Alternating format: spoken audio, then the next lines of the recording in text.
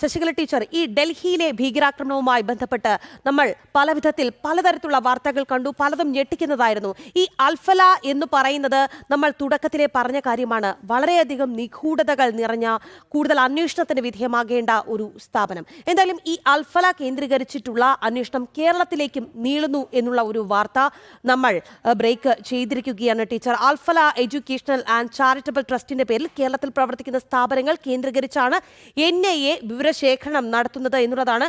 കേന്ദ്ര ഇന്റലിജൻസ് പല വിധത്തിലുള്ള വിവരങ്ങളും ശേഖരിച്ചു തുടങ്ങി എന്നുള്ളതാണ്. പല വിദ്യാർത്ഥികളും ഈ സ്ഥാപനവുമായി ബന്ധപ്പെട്ടിട്ടുണ്ട്. നമ്മുടെ പല മലയാളി വിദ്യാർത്ഥികളും ഈ സ്ഥാപനവുമായി ബന്ധപ്പെട്ടിട്ടുണ്ട് എന്നുള്ളതാണ്. ടീച്ചർ എങ്ങനെയാണ് ഈ വിഷയത്തെ നോക്കിക്കാണുന്നത്? കേൾക്കുമ്പോ കേരളീയ സമൂഹത്തെ വളരെ സൂക്ഷ്മമായി വീക്ഷിക്കുന്ന ആരും ഞെട്ടില്ല. കാരണം കേരളം അത്യന്തം ഗുരുതരമായ ഒരു സാഹചര്യത്തിലൂടെയാണ് ഭീകരവാദവുമായി ബന്ധപ്പെട്ട അവസ്ഥയിൽ കടന്നുപോയിക്കൊണ്ടിരിക്കുന്നത്. ഇന്ത്യയിലെ മുഴുവൻ ഭീകരവാദ പ്രവർത്തനങ്ങൾ നിർത്തണമെങ്കിൽ അതിലൊരു ശുദ്ധീകരണം നടത്തേണ്ടത് കേരളത്തിലാണ് എന്നുള്ളത് നിസ്സംശയം പറയാം. കാരണം ഇവിടെ അതിന് അനുകൂലമായ ഒരു സാഹചര്യമുണ്ട്. ഇപ്പൊ ഭീകരവാദത്തിൻ്റെതായ വിത്തുകൾ ആ മതത്തിൽ അന്തർലീനമായിട്ട് അല്ലെങ്കിൽ അതിന്റെ പഠനത്തിലുണ്ട് എന്ന് നമുക്കറിയാം. പക്ഷെ ഒരു വിത്തിന് അനുയോജ്യമായ സാഹചര്യം കിട്ടിയാലേ അത് മണ്ണ് വീണാൽ പോലും മുളയ്ക്കുള്ളൂ. മുളച്ചാലും ഒരു പക്ഷെ അത് കരിഞ്ഞു പോകും. അതിന് വേണ്ടുന്ന വെള്ളമോ കിട്ടിയില്ലെങ്കിൽ അത് കരിഞ്ഞു പോകും. അപ്പൊ ഈ വിത്തുകൾ അത് ഒരുപക്ഷെ ഇതര മതങ്ങളോടുള്ള അവരുടെ അസഹിഷ്ണുതയോ അല്ലെങ്കിൽ തങ്ങൾ മാത്രമേ ആകാവൂ എന്നുള്ള അത്തരം ചിന്താഗതികളോ ഇതൊക്കെ മതത്തിനകത്തുണ്ടെങ്കിലും അതിന് അനുയോജ്യമായ സാഹചര്യം എവിടെ കിട്ടുന്നുവോ അവിടെ അത് ഭീകരവാദമായി പൊട്ടിപ്പിരിഞ്ഞു വളരുള്ളൂ. അപ്പൊ അതിനനുകൂലമായ ഒരു സാഹചര്യം കേരളത്തിലുണ്ട്. ഇവിടെ രാഷ്ട്രീയക്കാര്, ബുദ്ധിജീവികള്, സാംസ്കാരിക നായകന്മാര് ഇവർക്കൊക്കെ ആളാകണമെങ്കിൽ ഈ ഭീകരവാദത്തെ പിന്തുണച്ചേ മതിയാകുള്ളൂ. അവരെല്ലാം നിഴലിനോട് യുദ്ധം ചെയ്ത് ഉണ്ടോ സംശയമാണ്. ഇല്ലാത്തൊരു നിഴലിനോട് യുദ്ധം ചെയ്തുകൊണ്ട് ഇവരെ വളർത്തുകയാണ്. ഇവിടുത്തെ ആരാധനാലയങ്ങൾ നിസ്സംശയം എനിക്ക് പറയാൻ സാധിക്കും. ഇവിടുത്തെ ആരാധനാലയങ്ങളെ കേന്ദ്രീകരിച്ച്, ഇവിടുത്തെ മതപഠന കേന്ദ്രങ്ങളെ കേന്ദ്രീകരിച്ച് അല്ലെങ്കിൽ ഇതുപോലുള്ള ചാരിറ്റബിൾ ഓർഗനൈസേഷനെ കേന്ദ്രീകരിച്ച് വളരെ കാര്യമായ ഒരു അന്വേഷണം നടത്താൻ തയ്യാറുള്ളവരാരെങ്കിലും ഉണ്ടെങ്കിൽ ഞെട്ടിപ്പിക്കുന്ന വിവരങ്ങൾ പുറത്തുവരും. ഇവിടുത്തെ ആരാധനാലയങ്ങളിൽ ആരാണ് താമസിക്കുന്നത് എന്നുള്ളത് അയൽപ്പക്കത്തുള്ളവർക്ക് പോലും അറിയില്ല എന്നുള്ളതാണ്. അതിൽ പോലും മോഡറേറ്റ് ആയ മുസ്ലിംസ് പറയുന്നത് ആരൊക്കെ വരുന്നു പോകുന്നു, ഞങ്ങൾക്കൊരു പിടുത്തമില്ല.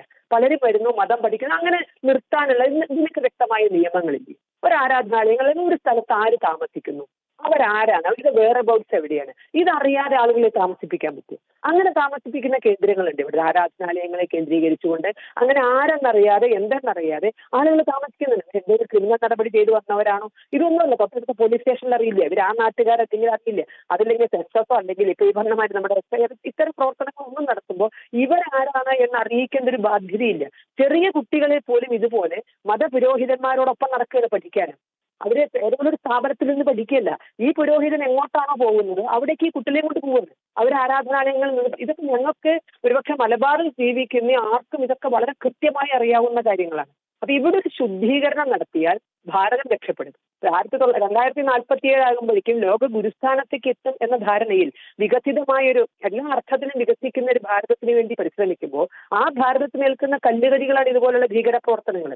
നമ്മുടെ ഒരുപാട് നാളത്തെ പ്രയത്നമാണ് പുറകോട്ടടിക്കുക. ഒരു ഭീകരവാദ പ്രവർത്തനം നടന്നാൽ പിന്നെ നമ്മുടെ മുഴുവൻ ശ്രദ്ധ അതിലേക്ക് പോകുന്നു. രാഷ്ട്രത്തിന്റെ മനസ്സ് തളരുന്നു എന്നുള്ളത് സത്യമാണ്. അപ്പൊ ഭാരതം ആ ആഗ്രഹിക്കുന്ന പുരോഗതി നേടണമെന്നുണ്ടെങ്കിൽ ഇവിടെ ഭീകരവാദം അവസാനിക്കണം. അത് അവസാനിക്കണമെങ്കിൽ ഒരുപക്ഷെ നമുക്കറിയാം, ഇന്നലെകളിൽ കാശ്മീരാണെങ്കിൽ ഇന്ന് ആ വഴിക്ക് നീങ്ങുന്നത് കേരളമാണ്. എല്ലാ വിധത്തിലും പിന്തുണ. അവർക്ക് സാമ്പത്തികമായ പിൻബലം കിട്ടുന്നുണ്ട്, രാഷ്ട്രീയമായ പിൻബലം കിട്ടുന്നുണ്ട്. അവരിലേക്ക് ഏതെങ്കിലും വിധത്തിൽ ആരുടെയെങ്കിലും കണ്ണുകൾ പതിഞ്ഞാൽ ഉടനെ ഇരവാദം മുഴക്കിക്കൊണ്ട് അവരുടെ പുറകിൽ നിന്ന് ശക്തമായി അവരെ പിന്താങ്ങാൻ ആളുകളുണ്ട്. ഇപ്പൊ കേരളത്തിലൊരു ശുദ്ധീകരണം ഈ ഏതെങ്കിലും ഒരു ട്രസ്റ്റിനെ കേന്ദ്രീകരിച്ച് അവിടെ ഇത്തിരി നമ്മൾ ഈ പൊന്മ മീൻ പിടിക്കുന്ന മാതിരി ഏതെങ്കിലും ഒരു മീനിനെ ലക്ഷ്യം വെച്ച് കുളത്തിലേക്ക് അതും പൊക്കിക്കൊണ്ട് പോയാൽ ഒരിക്കലും ഭാരതത്തെ നമുക്ക് ഭീകരവാദത്തിൽ നിന്ന് മോചിപ്പിക്കാൻ കഴിയില്ല. കേരളത്തിൽ ഇതുപോലുള്ള എല്ലാ കേന്ദ്രങ്ങളും ഒരു അതിശക്തമായ ഒരു ശുദ്ധീകരണം തന്നെ ഈ വഴിക്ക് നടത്തിയേ മതിയാകുള്ളൂ. നമ്മൾ കൊതുകിനും ഇതിനൊക്കെതിരെ ശുദ്ധീകരണം ഉണ്ടല്ലോ, എവിടെയും ഇല്ലാത്ത ഒരു തുള്ളി വെള്ളം പോലും കെട്ടിക്കിടക്കുന്നില്ല എന്ന് ഉറപ്പുവരുത്തണം എന്നൊക്കെ പറയുന്നത് പോലെ ഒരു വളരെ കാര്യമായ ഒരു ശുദ്ധീകരണം നടന്നേ പറ്റൂ. അതിനെ ഒരുപക്ഷെ ഇസ്ലാമിക സമൂഹത്തിൽ പോലും പലരും ആഗ്രഹിക്കുന്നതാണ്. പക്ഷെ അവരുടെ ശബ്ദം നേർത്തതാണ്. അവർക്ക് അവിടെ പറയാൻ സാധിക്കില്ല. പറഞ്ഞാൽ ഒരു പക്ഷെ അവർ ഒറ്റപ്പെട്ടു പോകും. കാരണം ഈ രാഷ്ട്രീയക്കാരും കൂടെ മറുഭാഗത്തേ നിൽക്കുള്ളൂ. ഇവിടുത്തെ രാഷ്ട്രീയവും ബുദ്ധിജീവികളും ഒക്കെ നിൽക്കുന്നത് മറുഭാഗത്താണ്. അവരൊക്കെ സംഘപരിവാറിനെതിരെയുള്ള യുദ്ധം നയിക്കാൻ കോപ്പുകൂട്ടി നിൽക്കുകയാണ്. കാരണം എന്നാലേ അവർക്ക് ആളാവാൻ സാധിക്കുള്ളൂ. അപ്പൊ ഇങ്ങനൊരു സാഹചര്യത്തില് കേരളത്തിലൊരു ശക്തമായ ഒരു ശുദ്ധീകരണം ആവശ്യമാണ്. ആരാധനാലയങ്ങളെ, ട്രസ്റ്റുകളെ, ഇവിടെ ഒഴുക്കുന്ന പണം, കാരണം പണമാണ് ഇതിന്റെ എല്ലാം ഇല്ല. പണം നിന്നാൽ തന്നെ നിൽക്കുന്നതൊക്കെ. അപ്പൊ ആ പണത്തിന്റെ വരവ് നിയന്ത്രിച്ചുകൊണ്ട് ഇതുപോലെ നടക്കുന്ന എല്ലാ ചാരിറ്റി പ്രവർത്തനങ്ങളും, മതപഠന കേന്ദ്രങ്ങളും, ആരാധനാലയങ്ങളും ശക്തമായ നിരീക്ഷണത്തിന് വിധേയമാക്കണം.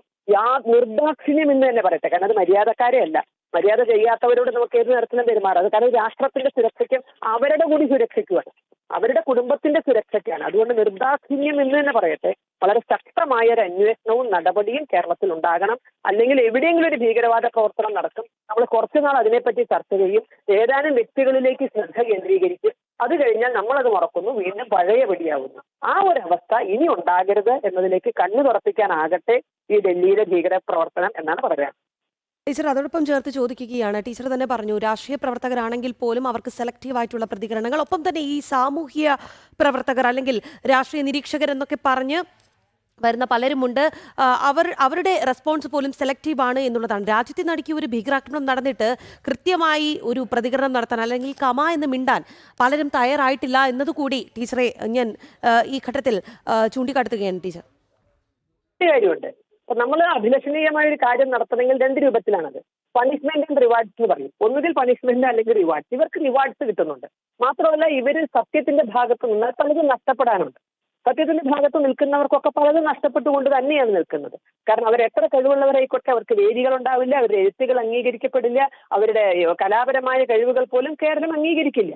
മറിച്ച് അവർ നെഗറ്റീവിന്റെ ഭാഗത്താണ് നിൽക്കുന്നതെങ്കിൽ ഏറ്റിപ്പൊന്തിച്ചു കൊണ്ടുപോകാൻ കേരളമുണ്ട്. അവർക്ക് വേദികൾ കിട്ടും, അവരെ എല്ലാ അർത്ഥത്തിലും പിന്തുണയ്ക്കാൻ ഉണ്ടാകും. അപ്പൊ അതുകൊണ്ട് തന്നെ ഈ രണ്ട് കാര്യം, അവർക്ക് ഒന്ന് റിവാർഡ്സ് കിട്ടുന്നു, മറ്റൊന്ന് അവർ പണിഷ്മെന്റിനെ ഭയക്കുന്നു, എതിർഭാഗത്തു നിന്നുള്ള എതിർപ്പുകളെ അവർ ഭയക്കുന്നു. അതുകൊണ്ട് കംഫർട്ടബിൾ സോണിൽ നിന്നുകൊണ്ട് പ്രതികരിക്കണമെങ്കിൽ ഈ ഭീകരവാദികളെയൊക്കെ അംഗീകരിച്ചേ മതിയാകൂ എന്നൊരു ദുരവസ്ഥയിൽ കേരളം എത്തിയിട്ടുണ്ട്. ആരെങ്കിലും എതിർത്താൽ അവരെ വളഞ്ഞിട്ട് ആക്രമിക്കും, ഇനി യാതൊരു സംശയമില്ല. എന്നെയൊക്കെ വിശേഷിപ്പിക്കുന്ന പേരുകളോ തന്നെ പക്ഷെ ഞാനൊക്കെ അത് തിരിച്ചു നേരിടുമായിരിക്കും. എല്ലാവരും അങ്ങനെ നേരിടില്ലല്ലോ. എന്തുകൊണ്ടാണ് വിശകലയാകാം, പാമ്പാകാം, ഇങ്ങനെ അവർക്ക് വായി തുങ്ങിയത് മുഴുവൻ പറയുന്നു. എന്തിനാണത്? ഈ ഭീകരതയ്ക്കും അല്ലെങ്കിൽ മതതീവ്രവാദത്തിനും എതിരെ ആരെങ്കിലും പറഞ്ഞത്, ഞാൻ മാത്രമല്ല പറയുന്നവരുടെ മുഴുവൻ ആളുകളുടെയും സ്ഥിതി ഇതാണ്. അപ്പൊ ഇത് നേരിടാൻ എത്ര പേര് തയ്യാറാണ്? നേരെ മറിച്ച് സർക്കാരിന്റെ അംഗീകാരം കിട്ടുന്നു, അവാർഡുകൾ കിട്ടുന്നു, വേദികൾ കിട്ടുന്നു, അതിന്റെ പുറകെ പോകുന്നതാണ് നല്ലത്. നമുക്കും കിട്ടണം പണം, ദീപസ്തംഭം മഹാശ്ചര്യം, നമുക്കും കിട്ടണം പണം എന്ന അവസ്ഥയിൽ പ്രതികരിക്കുമ്പോൾ അവർ വെറും പ്രതികരണ തൊഴിലാളികളായി മാറുന്നു. ആ പ്രതികരണം കൊണ്ട് ആർക്കും ഒരു ഉപകാരമില്ലാതെ പോകുന്നു. ചില കോലാഹലങ്ങൾ ഉണ്ടാക്കി, വെർബൽ ഡയേറിയ എന്ന് വേണമെങ്കിൽ പറയാം, അങ്ങനെ ചില കോലാഹലം ഉണ്ടാക്കി അവരുടെ പ്രതികരണങ്ങൾ അവസാനിക്കുന്നു. ആ ദുരവസ്ഥയാണ് കേരളം നേരിടുന്ന ഏറ്റവും വലിയ. തീർച്ചയായും ടീച്ചർ, വളരെയധികം നന്ദി ഈ വിഷയത്തിൽ ഞങ്ങളോട് ഈ അവസരത്തിൽ പ്രതികരിച്ചതിന്. ഡൽഹി ഭീകരാക്രമണത്തിന് പിന്നാലെ അൽഫല വിദ്യാഭ്യാസ സ്ഥാപനങ്ങളെ കേന്ദ്രീകരിച്ചുള്ള അന്വേഷണം കേരളത്തിലേക്കും നീളുന്നു എന്നുള്ളതാണ്. അൽഫല എഡ്യൂക്കേഷണൽ ആൻഡ് ചാരിറ്റബിൾ ട്രസ്റ്റിന്റെ പേരിൽ കേരളത്തിൽ പ്രവർത്തിക്കുന്ന സ്ഥാപനങ്ങൾ കേന്ദ്രീകരിച്ചാണ് ദേശീയ അന്വേഷണ ഏജൻസിയുടെ അന്വേഷണം നടക്കുന്നത്. കേന്ദ്ര ഇന്റലിജൻസ് വിവരങ്ങൾ ശേഖരിച്ചു തുടങ്ങി എന്നുള്ളതാണ്. വാർത്തയുടെ വിശദാംശങ്ങൾ നൽകിയത് രമ്യദാസാണ്. ഒപ്പം പ്രതികരിച്ച ശശികല ടീച്ചർക്കും നന്ദി.